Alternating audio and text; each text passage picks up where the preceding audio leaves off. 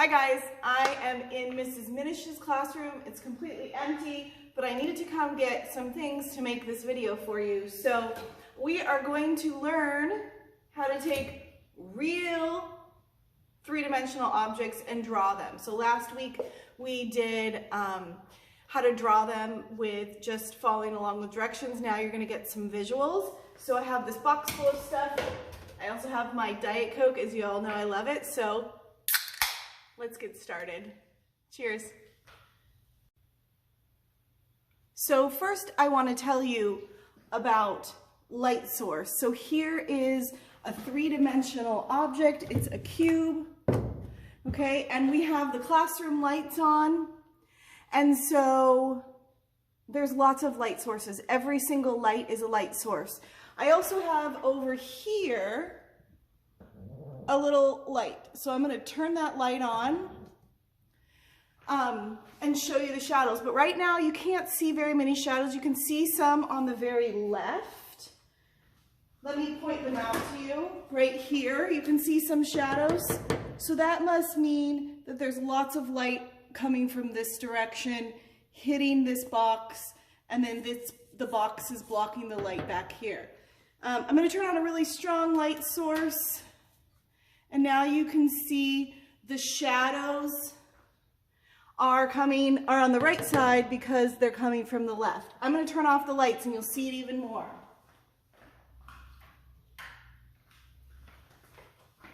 Okay, so this is what a box looks like with one light source on the left side. Here is a cylinder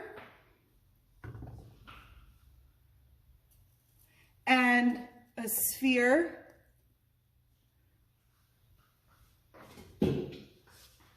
We also have a cone.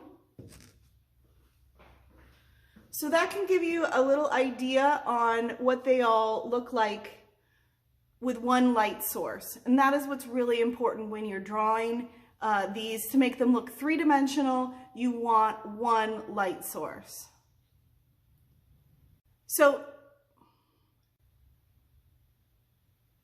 So in this segment, I want to show you how to create a pleasing to the eye still life.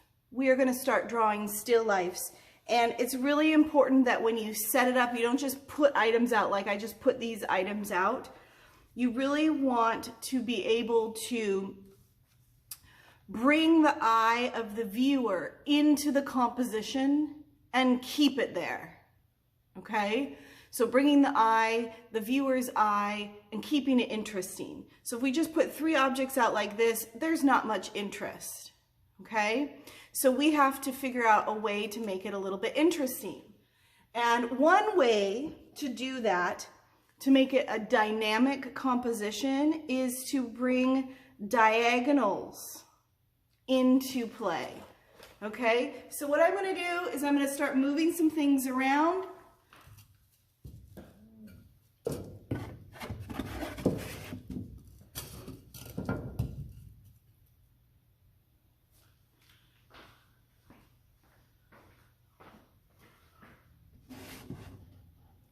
Trying to find some diagonals, and I found one here. Let me adjust the camera. So we are looking at the corner of the box, and we have some diagonal lines here and here. Specifically, this diagonal line is pointing to this sphere. And if I move the sphere back a little bit, you might be able to see that diagonal line better. Okay, so you can see how it's pointing right to the sphere. It is also very bright, and so that also attracts the eye. There's lots of good shadows here, and so this is a pleasing composition, okay? But do we really want to just draw styrofoam and plastic boxes? No. So let's switch it up.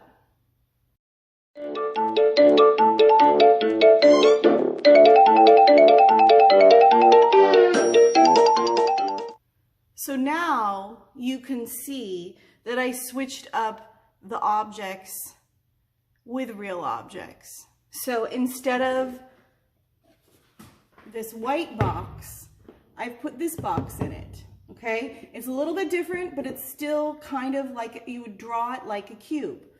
This is a little different here, but it's still that bright face is pointing towards the vase, okay? Maybe we want to just move it a little bit more so it overlaps, because that overlapping gives it a great sense of diagonals and a dynamic composition.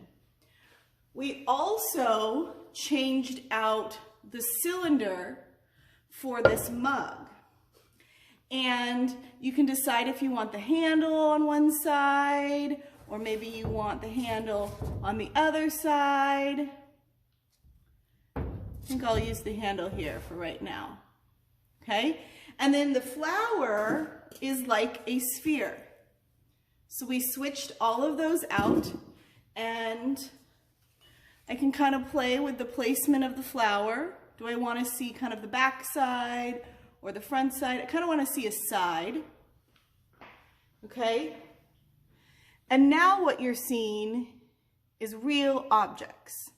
Okay? There's still a cube, a cylinder, and a sphere. They're just interpreted into real objects. I'm going to now give you a few different looks at some different still life arrangements.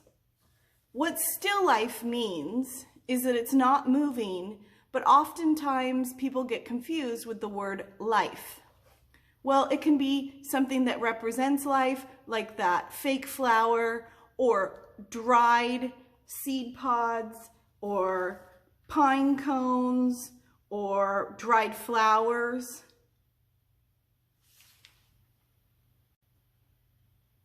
In other words, things that are representing life, okay?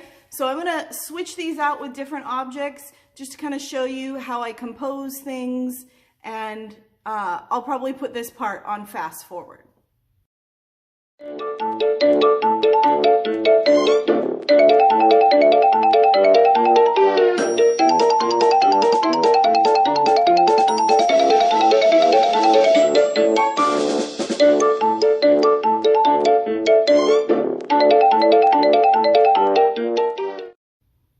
The other thing we could do is, if you don't like glass,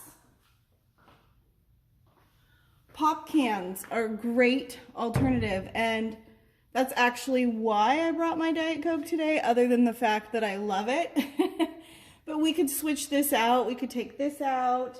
You know, this is rounded. It might be something like this.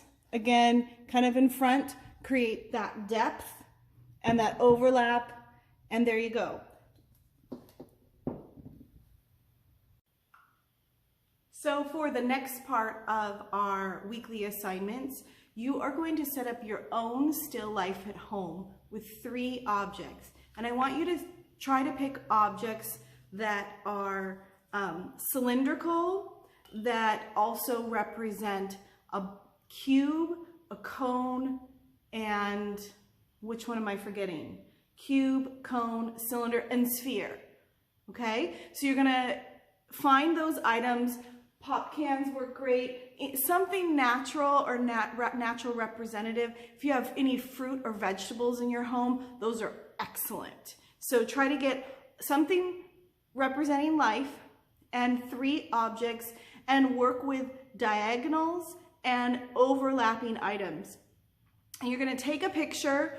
If you can, have all your lights off, and maybe have a parent or a sibling or somebody that you're stuck at home with take their cell phone, turn the flashlight on, and do a strong light from either the right or left. Like I have this strong light here. And so you have a really clear light source with not a lot of shadows, okay? Because that's important. And so this assignment is to help you practice and see what makes a good drawing, okay? And so you want to do a lot of that rearranging and moving and swapping out items. So have a few items that you're thinking of, take some pictures, and then submit your best one.